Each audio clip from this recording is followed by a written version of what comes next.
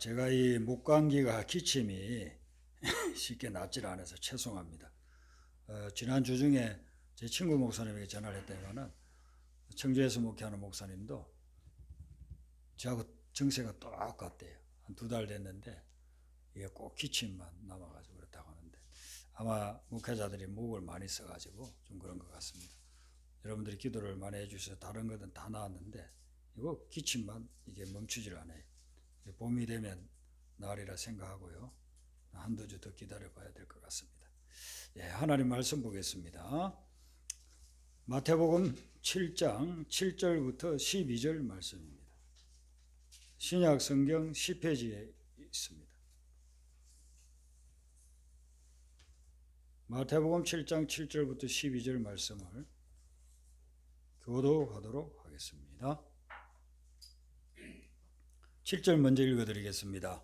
구하라 그리하면 너희에게 주실 것이요 찾으라 그리하면 찾아낼 것이요 문을 두드리라 그리하면 너희에게 열릴 것이니 구하는 이마다 받을 것이요 찾는 이는 찾아낼 것이요 두드리는 이에게는 열릴 것입니다. 너희 중에 누가 아들이 떡을 달라 하는데 돌을 주며 생선을 달라 하는데 뱀을 줄 사람이 있겠느냐. 너희가 악한 자라도 좋은 것으로 자식에게 줄 알거든 하물며 하늘에 계신 너희 아버지께서 구하는 자에게 좋은 것으로 주시지 않겠느냐. 그러므로 무엇이든지 남에게 대접을 받고자 하는 대로 너희도 남을 대접하라. 이것이 율법이요 선지자니라. 아멘. 제가 예수님을 처음 믿고 교회 다니기 시작하면서 성경을 읽었어요. 근데 이 마태복음 7장 성경을 읽으면서 특별히 7절, 8절을 읽으면서 굉장히 감동을 받았습니다. 아주 충격과 같은 그런 감동을 받았습니다. 이 말씀이 구하라 그러면 너에게 준다는 거예요. 찾으라 그러면 찾아내고 문을 두드리면 열리게 된다는 거예요. 그래서 이 말씀이 너무 신기하고 아주 감동이 돼서 그날부터 기도가 뭔지 기도할 수 있는 방법이 뭔지도 모르면서 구하기 시작했어요. 하나님 이거 해주세요. 저거 해주세요. 그래서 기도를 하는데 응답을 많이 받았습니다. 그래서 그 응답을 많이 받으니까 제가 이제 원하는 것들을 기도 노트에다가 적었습니다. 노트 조그마한 거에다가 하나하나씩 적어 나가기 시작했습니다. 그렇게 기도해서 몇 개월 지나니까 그 중에서 응답받은 것도 있는데 자세히 보니까 응답 안 받은 게 더 많아요. 만약에 20가지를 놓고 기도를 했다고 한다면 한 4대까지는 응답을 받았는데 15가지는 응답이 안 된 거예요. 그래서 이제 고민이 생긴 겁니다.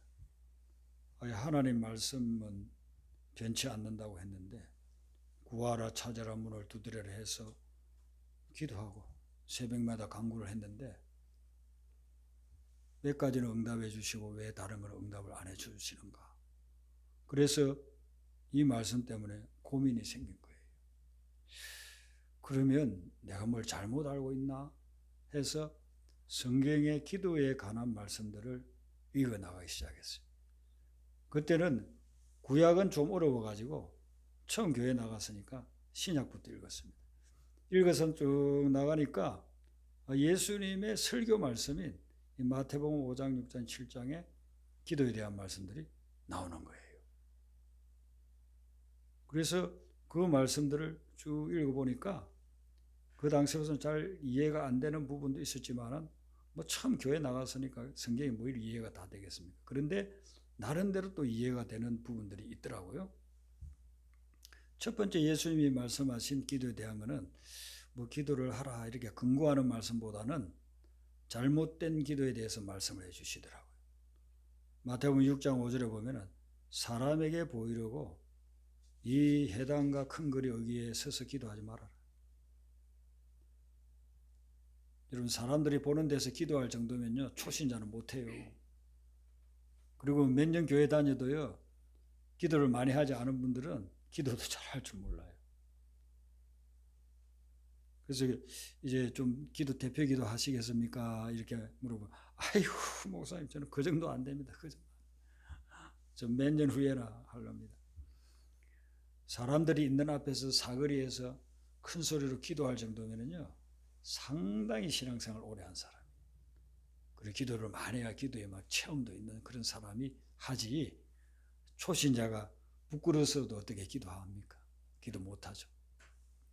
그러니까 예수님이 말씀하신 이 대상은 누구겠습니까? 태어나서부터 평생 유대교에서 믿음의 생활을 다른 사람보다 10배, 20배 열심히 했던 바리새인 서기관들에게 이야기하는 거예요. 바리새인 서기관들은 기도의 달변이었어요. 한 번 기도하면 아주 청산유수로 그렇게 기도를 하는 사람들이었습니다. 그래서 이 사람들이 자기가 기도 잘한다는 걸 사람들에게 과시하려고 해당이나 사거리 모퉁이에 서가지고 할렐루야 하나님 제 기도를 들어주시니 감사합니다 이렇게 하면서 막 기도하는 거예요. 예수님이 그걸 본 거죠. 해당거리 사거리 이렇게 다니면서 저 사람들이 왜 저렇게 기도할까? 그리고서는 이 말씀을 하는 거예요. 사람들에게 보이려고 기도하지 말아라. 그 기도는 가식적이고 위선적인 기도다. 하나님이 응답해 주시지도 않고 오히려 하나님이 책망할 수 있다. 그런 말씀을 합니다. 그 다음에 6장 7절에 보면은 중언부언하지 말라고 해요. 중언부언이라고 하는 말은 뭐냐면 주문 외우듯이 열려라 참깨 열려라 참깨 그러듯이 주문 뭐 수리 마수리 우리 어릴 때 많이 듣지 않았습니까? 그런 식으로 기도하면 안 된다. 중언부언 주문 외우듯이 하는 기도는 마음의 핵심 없이 하는 기도는 그건 하나님이 응답하지 않는다는 겁니다. 저는 우리 성도님들이 1부 예배나 2부 예배에 이렇게 대표 기도할 때 참 많은 은혜를 받아요. 일주일 동안에 다 기도할 것을 준비해가지고 그 진심으로 마음에서 우러나는 기도를 드릴 때 그 기도가 막 제게 울컥 그렇게 감동이 됩니다. 은혜가 됩니다. 하나님이 그 기도를 많이 들어주셨잖아요. 응답도 해주시고 그런 기도를 드려야지 중언부언해서 기도하는 거 그거 안 들어준다는 거예요. 그렇게 이제 해서는 안 될 기도들을 몇 가지 이야기를 하시고 난 후에 본격적으로 예수님이 기도는 이렇게 해야 된다 라고 하신 말씀이 마태복음 6장 9절부터 13절에 나오는 주기도예요. 그래서 이 주기도는 기도의 샘플이고 모범 기도문입니다. 그래서 기도를 모르겠다, 어떻게 해야 될지 모르겠다 이럴 때는 여러분들이 주기도를 읽으면서 그 의미를 묵상하면서 기도하면 완벽한 기도가 되는 거예요. 그래서 제가 주기도를 가지고 몇 주에 걸쳐서 쭉 시리즈로 설교한 적도 있고 우리 매월 나오는 묵상집에 그걸 실어 놓은 것도 있습니다. 그래서 여러분들이 묵상집 다 모아놨으면 거기서 찾아보면 마태복음에서 주기도 묵상해 놓은 게 있으니까 그걸 읽어보시면 많은 도움이 될 겁니다. 주기도를 드리면 그게 우리 기도가 들어야 될 모든 것들이 그게 다 들어있어요. 그리고 이 기도가 하나님이 기뻐 받으시는 기도다 하는 것입니다. 이 기도를 드리도록 하셨고 그리고 쭉 계속 읽어 나가면 마태복음 6장 33절에 또 기도하라는 말씀이 나와요. 여기는 너희는 먼저 그의 나라와 그의 의를 구하라 이 말씀이 나와요. 그의 나라는 하나님의 나라, 그의 의는 하나님의 의. 여기서 의는 영어로는 righteousness, 정의, 의로움 그걸 이야기하는 것이죠. 먼저 하나님의 나라를 구하라. 쉽게 말하면 이렇게 됩니다. 먼저 하나님을 구하라. 다른 어떤 것을 구하기 전에 먼저 하나님을 찾고 하나님을 구하라. 그러해야 하면 너희들에게 필요한 것들은 다 줄 거다. 굉장한 말씀 아닙니까? 이 말씀 하나만 붙잡고 믿고 기도해도 놀라운 역사가 일어납니다. 먼저 하나님의 나라와 의를 세상 것을 먼저 구하지 말고 세속적인 것을 먼저 구하지 말고 하나님의 나라를 먼저 구하라. 먼저 하나님을 구하면 그러면 나머지 모든 것들은 하나님이 필요한 것을 주신다라고 약속을 하고 있는 것입니다. 그러면서 오늘 본문 말씀을 하셔요. 이 말씀 중에서 7절, 8절은 기도의 원리인가 동시에 우리 신앙생활의 원리가 여기 들어있어요. 우리 주님이 먼저 뭐라고 이야기합니까? 구하라라고 이야기합니다. 구하라, 그리하면 너희에게 주실 것이요. 우리가 구하면 하나님이 반드시 주신다는 건데요. 여기서 핵심은 뭐냐면은 무엇을 구하는가, 이게 문제예요. 무엇을 구해야 하는가. 여러분들이 구해봤잖아요. 신앙생활 몇 년씩 해보신 분들은, 또 몇십 년 해보신 분들 많이 구해봤잖아요. 근데 그게 다 응답받던가요? 응답 안 받는 게 너무나 많아요. 제가 처음에 예수 믿고서 기도 생활했을 때 그 경험처럼 여러분들도 많이 응답을 받았는데 기도 제목이 그냥 수십 가지인데 응답받지 못한 게 너무너무 많아요. 그런데 주님은 응답해 주신다고 했거든요. 그러면 무엇을 구해야 주시는가? 아무거나 구해도 주신다는 것이 아니에요. 여기서 구해야 될 것은 그 앞에 마태복음 6장에 나와요. 그래서 마태복음 6장 10절에 보면은 어떻게 기도하라고 합니까? 주기도문에 나라가 임하오시며, 하나님의 나라가 임하도록, 하나님의 나라가 내 마음에, 하나님의 나라가 내 가정에, 하나님의 나라가 이 교회에, 하나님의 나라가 이 사회에 임하도록 기도하라. 그걸 갖다가 응답해 주신다는 거예요. 그리고 저는 예수님을 믿지 않는 가정, 사돈의 팔청도 교회 다니는 사람 없고, 저희 큰어머니는 지리산의 유명한 무당이고, 저희 집에서도 돈도 없고 가난하게 찢어지게 그렇게 살면서도 뭐 어려운 일 있으면 무당 불러다가 구다고, 그런 집안에서 성장을 했는데 하나님의 나라가 임한다는 거 전혀 모르고 예수님을 믿고 이제 배우면서 기도를 하니까 정말 제 마음속에 하나님의 나라가 임하는 거예요. 사람들이 주지 못하고 세상이 주지 못하는 그 평안함을 주시는 거예요. 그리고 하나님의 약속은 이게 반드시 이루어져요.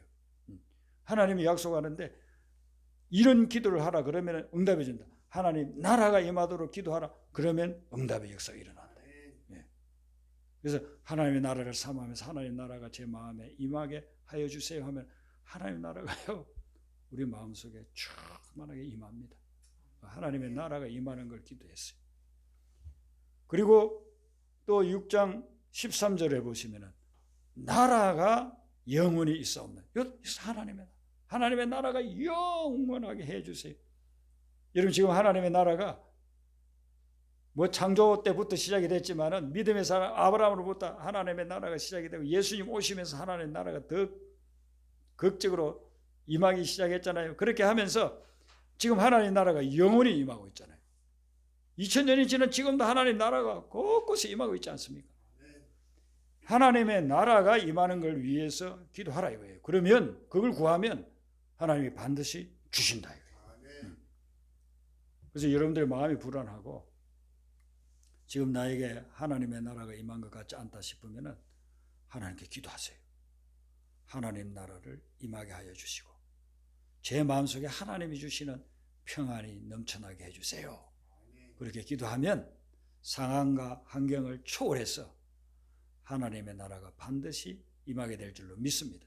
네.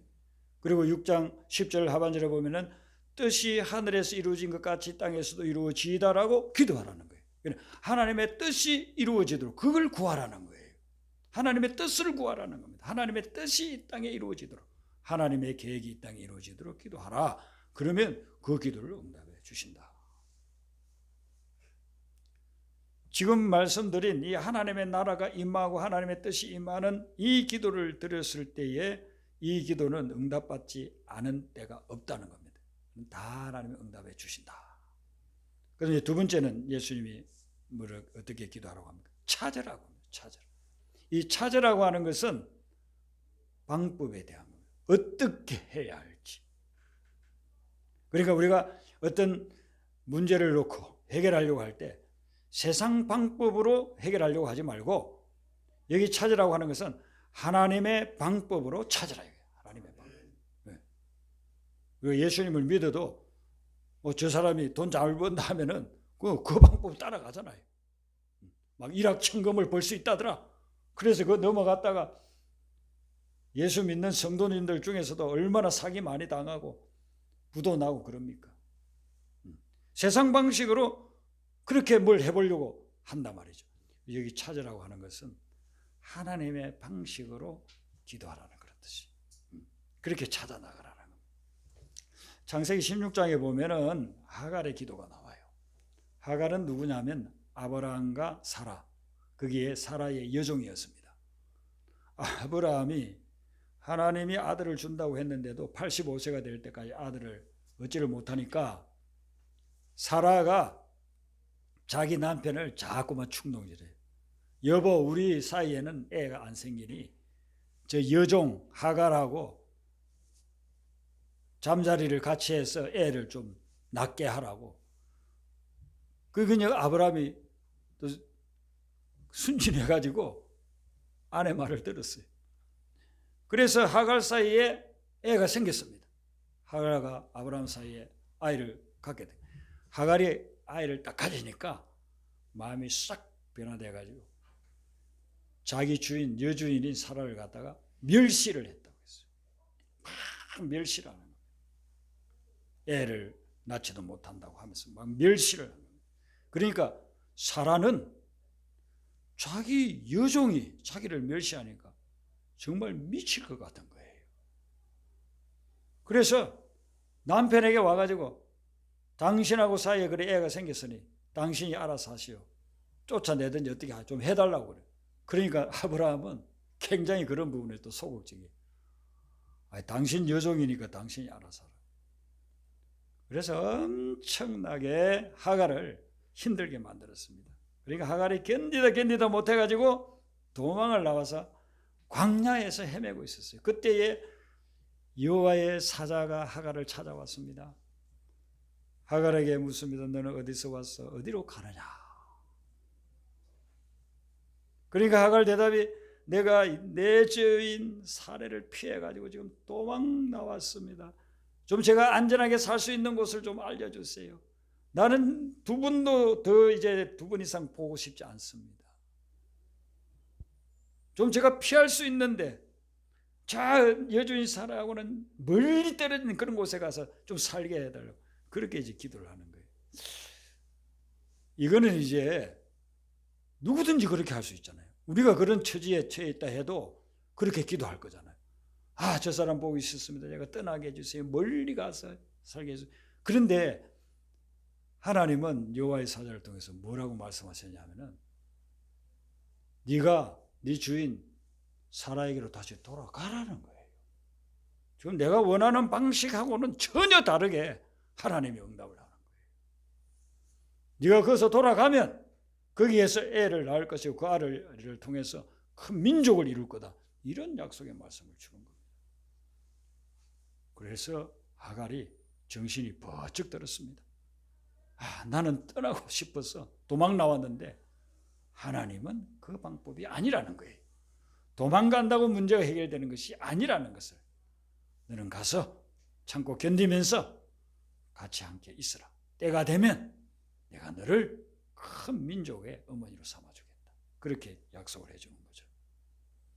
우리가 어떤 것을 강구할 때에 추구할 때에 하갈처럼 할 수 있어요. 누구든지 다 그렇게 할 수 있어요.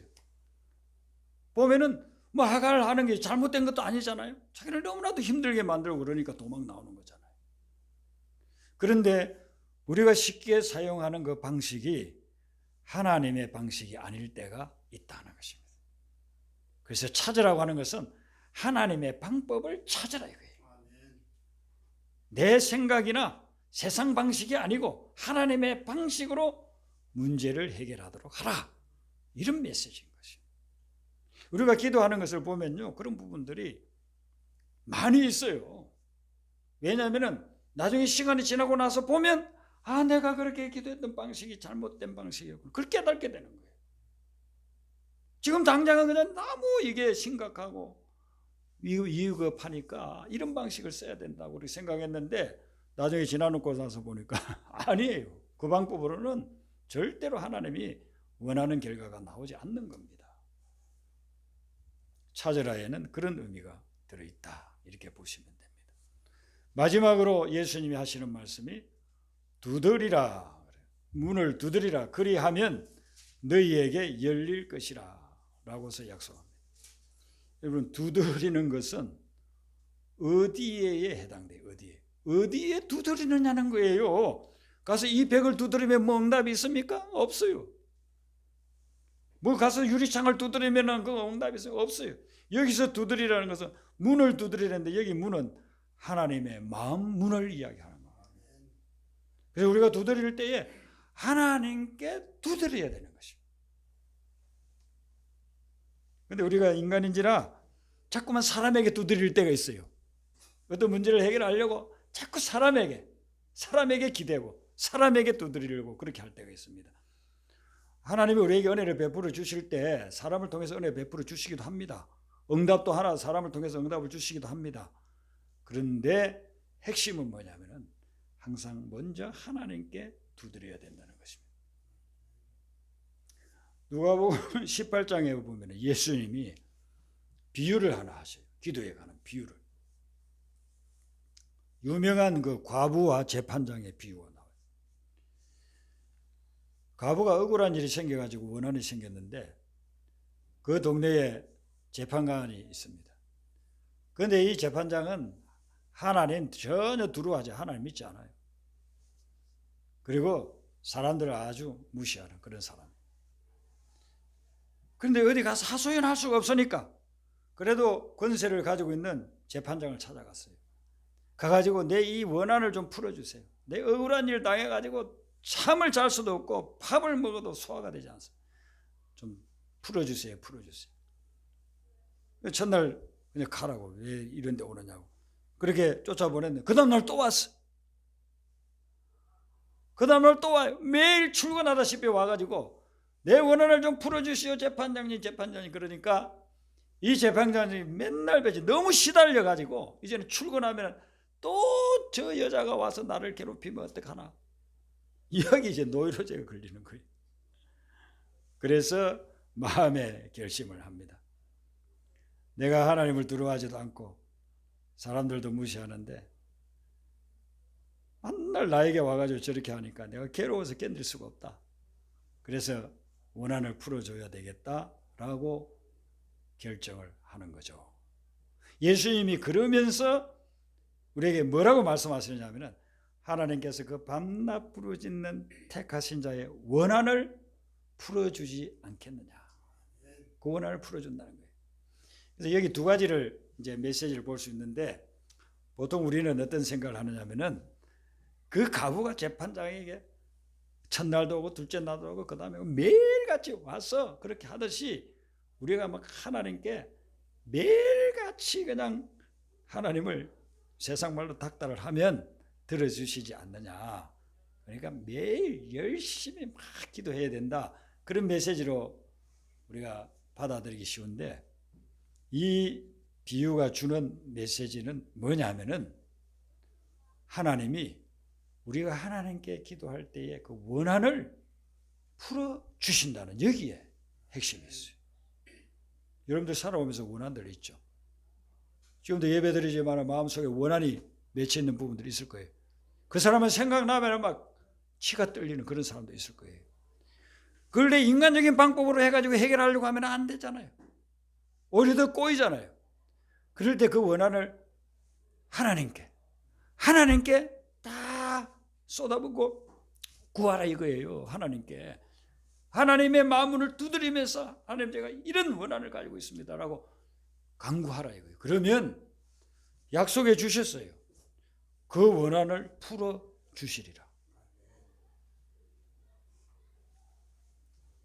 우리는 인간인지라 자꾸만 내가 뭘 해결해 버리려고 하잖아요.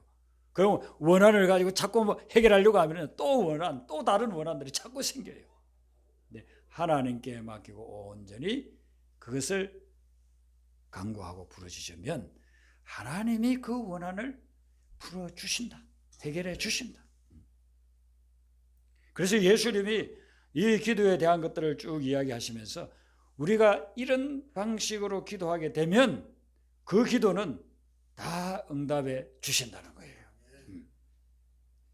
오늘 예수님이 말씀하신 구하라? 무엇을요? 하나님 나라를, 하나님의 뜻이 이루어지도록 구하고, 그리고 찾으라? 세상 방식이 아니라 하나님의 방식으로 찾고, 그리고 마지막에 두드리기를 우리 주님께 두드릴 때, 정말 주님께 집중하여서 두드릴 때, 그때 기도 응답의 역사가 놀랍게 일어나게 될 줄로 믿습니다. 그래서 여러분들이 기도의 사람이 되고 또 기도를 응답받는 역사 일어나기를 주님의 이름으로 축원합니다. 기도하겠습니다. 사랑해 주 하나님 아버지, 하나님을 구하고 하나님의 뜻을